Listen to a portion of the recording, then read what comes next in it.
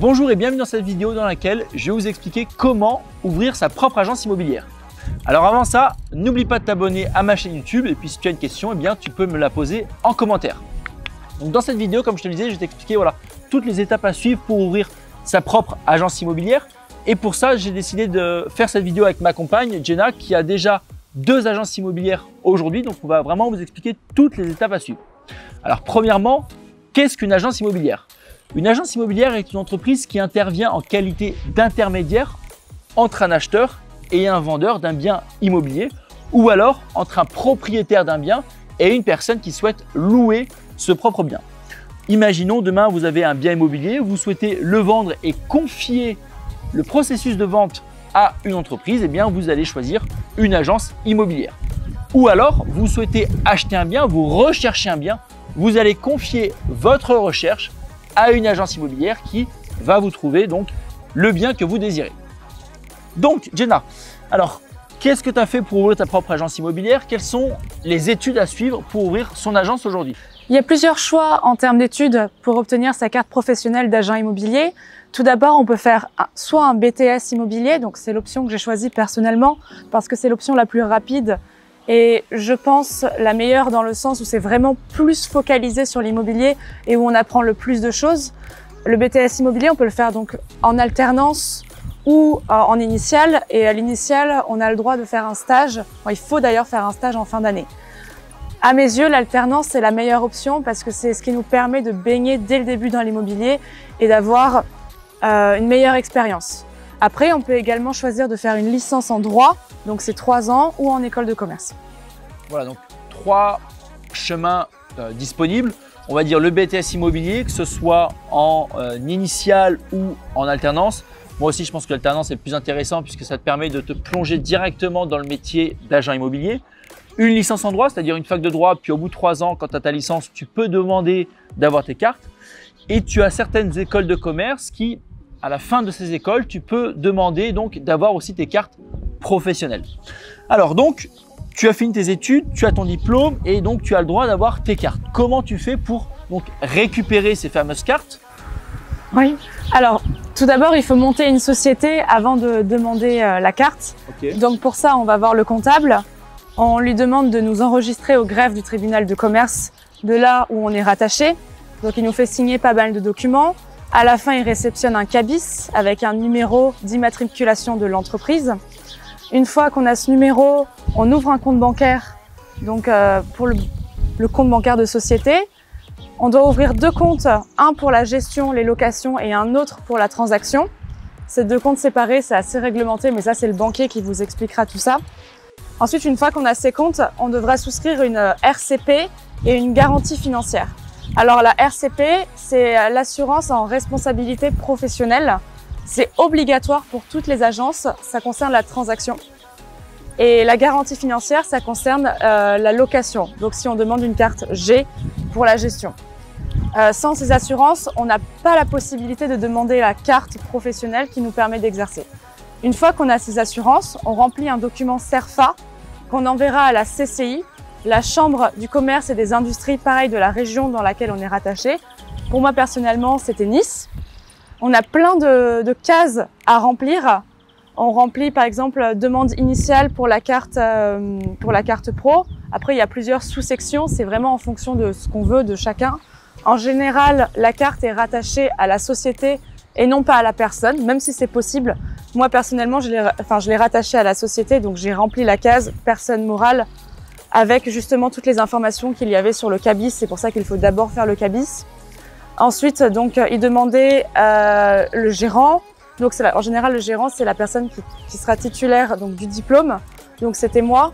Donc, j'ai rempli pas mal d'informations, notamment les prénoms de mes parents, là où je suis née, ma date de naissance, etc.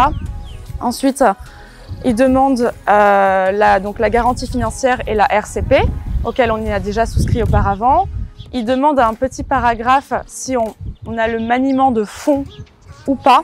Alors ça, c'est si vous décidez de réceptionner vous-même les fonds en tant qu'agence, à ce moment-là, il faudra ouvrir encore un autre compte et un registre spécial, ce qui s'appelle un compte séquestre. Mais en général, ça se fait très peu parce qu'aujourd'hui, les signatures se font beaucoup chez le notaire et c'est le notaire qui réceptionne lui-même les fonds. C'est ce que je conseille d'ailleurs, nous c'est ce qu'on fait. Ça nous évite de la gestion supplémentaire et des risques supplémentaires entre guillemets et de toute façon, c'est du travail en moins et ça change. Ok, donc tu as ton diplôme, tu as ouvert ton entreprise, tu as récupéré tes cartes. Maintenant, il va falloir faire un site internet. Aujourd'hui, si tu veux une agence qui fonctionne un minimum, tu es obligé d'avoir un site internet. Alors pour ça, tu n'as absolument pas besoin de passer par un grand programmeur, tout ça. Tu as plusieurs entreprises qui te proposent des templates, on va dire, de sites internet tout fait avec des modèles de gestion complètes. Est-ce que tu peux nous en parler, peut-être sans forcément les citer, mais les différents processus pour ouvrir son propre site internet? C'est vrai qu'en fait, beaucoup d'agences, même au-delà du site internet, utilisent des logiciels de gestion inter-agence et aussi au sein même de l'agence. Et en fait, c'est ces logiciels qui également nous fournissent un site internet.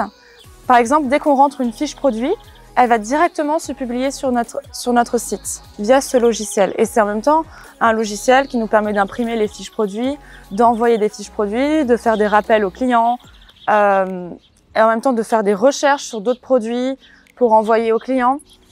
Après, je pense que je peux les citer parce que c'est tellement connu dans l'immobilier. Par exemple, il y a Apimo. Apimo, c'est je pense un des plus connus. Il y a énormément d'agences qui sont dessus. Il y a aussi Neti qui est pas mal, mais après, il y en a plein d'autres. Voilà, donc en fait, c'est un logiciel auquel vous devez souscrire. Et grâce à ce logiciel, vous allez pouvoir vous créer vos fiches produits. C'est-à-dire que lorsque vous allez faire les photos d'un bien, vous allez pouvoir les mettre directement dans cette application, dans ce logiciel-là. Vous allez rentrer toute la description. À partir de ce logiciel-là, vous allez pouvoir publier sur les différentes plateformes. Les publier par exemple sur Se Loger, sur Le Bon Coin, sur d'autres plateformes, et ce qui va vous permettre, vous, premièrement, une gestion des biens dans votre propre agence extrêmement simple, extrêmement simplifiée, et puis une communication entre toutes les personnes de l'agence très simple, et en même temps, ça va vous permettre assez facilement de créer votre propre site internet et de pouvoir commencer à diffuser vos biens sur votre site et en même temps sur les différentes plateformes sans à chaque fois que vous créez des comptes un petit peu partout. Donc ça, c'est très pratique lorsqu'on a une agence d'avoir recours à ça. Ensuite, vous avez donc votre site internet, vous allez pouvoir commencer. Alors moi, ce que je conseille, vous avez différentes options. Soit engager tout de suite du personnel, soit commencer un petit peu vous-même. Moi, je pense qu'il est beaucoup plus intéressant de commencer un petit peu vous-même à créer votre propre réseau, à aller prospecter, à aller rentrer des biens, à aller les vendre. Ça va vous permettre d'avoir votre propre expérience, ça va vous permettre de vous familiariser avec votre marché et surtout ça va vous permettre, lorsque vous allez transmettre par la suite à vos différents négociateurs immobiliers, eh bien les bonnes informations. Voilà comment je fais pour prospecter, quelle stratégie utiliser, comment on rentre un bien, comment on fait les photos, comment on vend un bien. Et c'est beaucoup plus simple de commencer comme ça que de tout de suite créer une équipe. Et je pense qu'on part un petit peu dans tous les sens en faisant tout de suite une équipe. Donc au début, je pense que c'est bien de faire tourner un petit peu son agence tout seul. Par contre, par la suite, je pense qu'il est impératif de justement créer cette équipe, puisque un des gros avantages d'avoir sa propre agence immobilière, c'est qu'on peut engager des négociateurs immobiliers qui ne seront payés qu'à la commission. C'est-à-dire que à partir du moment où la personne va vendre un bien, elle sera payée, mais si cette personne ne vend pas de bien, eh bien, vous n'avez pas besoin de lui fournir un salaire. Et lorsqu'on ouvre sa propre entreprise, eh bien, c'est assez intéressant justement de ne pas tout de suite se créer des charges fixes en donnant des salaires. Donc moi, ce que je conseille, c'est donc premièrement, on va travailler nous-mêmes, on va créer son réseau, on va faire ses propres ventes.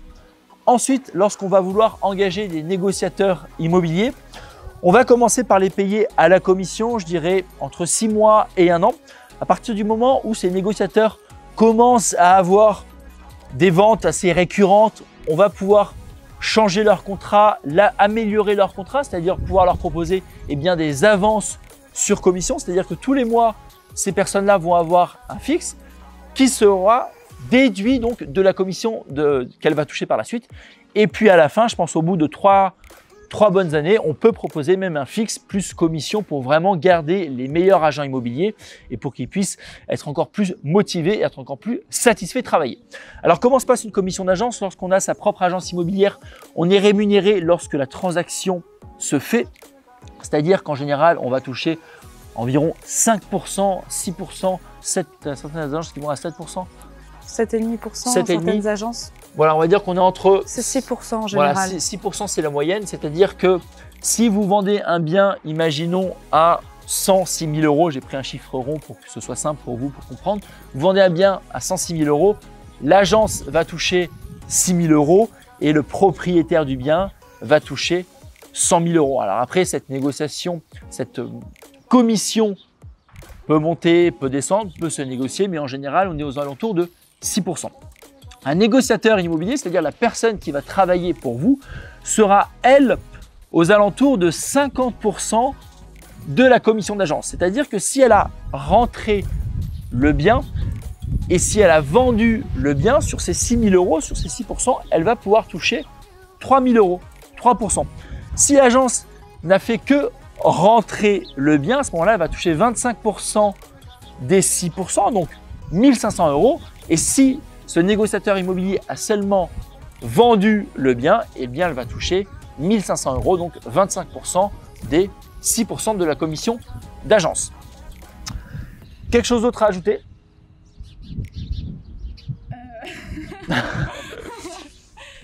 Non, bah rien d'autre à ajouter au niveau voilà, processus à suivre pour ouvrir sa propre agence. Non, je crois que c'est tout. Voilà, on suit les études, on ouvre sa société, on fait son site internet. Ensuite, on travaille d'abord tout seul et puis petit à petit, on va monter son équipe. Et à la fin, on peut faire ce qu'on fait, c'est-à-dire ouvrir d'autres agences. Aujourd'hui, on a ouvert une autre agence. On a déjà deux agences. On planifie d'en ouvrir encore 2 autres. Avant d'ouvrir une autre agence, je pense qu'il est impératif d'automatiser la première agence, créer un système où l'agence peut vivre, on va dire, sans nous. Et une fois qu'on a créé tout ce système-là, une fois qu'on a l'écosystème parfait dans une agence, eh bien, on va pouvoir dupliquer cet écosystème, ouvrir une nouvelle agence dans un autre secteur, recruter une nouvelle équipe et par la suite, eh bien, on peut en ouvrir encore plusieurs. Ce qui est pas mal aussi, c'est ce que nous, on a fait au sein de l'agence, c'est qu'on a créé une propre formation entre nous qu'on fournit aux négociateurs sur comment être agent immobilier. Et ça, c'est très bien, je pense, parce que prendre des négociateurs immobiliers et les laisser dans la nature, c'est pas forcément la bonne façon. Parfois, ils n'ont pas forcément fait d'immobilier avant d'intégrer l'agence. Et c'est peut-être bien d'automatiser le système en ayant au préalable préparé une formation, en s'ayant concerté, réfléchi pendant longtemps. Comme ça, on leur donne et ils ont toutes les informations nécessaires et ils n'ont pas à nous appeler 50 fois par jour s'ils ont des questions ou des choses comme ça. Et ça, après ça, c'est plus utile à partir du moment où on ouvre plusieurs agences, comme c'est notre cas. Voilà, mais même au-delà d'ouvrir plusieurs agences, moi je pense que c'est même impératif au sein même de sa propre agence. C'est-à-dire qu'on va faire une formation, comme par exemple ma formation sur l'immobilier, on va tout expliquer le fonctionnement d'une agence.